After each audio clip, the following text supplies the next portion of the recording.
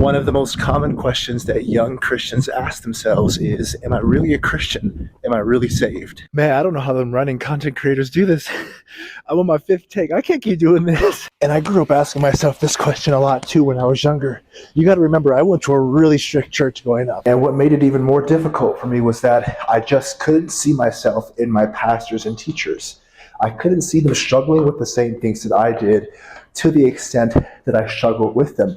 Because of this, it made it hard for me to see God as a personal God, as a gracious God, and that pushed me more towards legalism or performance, working for my salvation. I heard a lot about God's wrath and his righteous judgment, but I didn't hear so much about grace and forgiveness. So when I struggled to do the right thing and I failed, it would make me fearful and run away from God instead of toward him.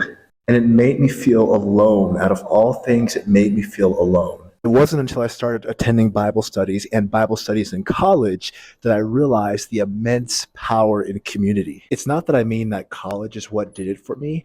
I more so just mean that when I started to talk with other believers about what we were going through, I realized that we were all going through the same thing. And that made grace real to me. I don't think that's how you do that. So if you don't pay attention to any other part in this video, pay attention to this one. 1, I wrestle too. I wrestle with all sorts of impure thoughts and actions, envy, greed, etc. And God still loves me. And 2, don't do this Christian walk alone. There is so much more power in numbers and community, in Bible studies, in small groups, in churches, and hanging out with people and just fellowshipping with them than you think.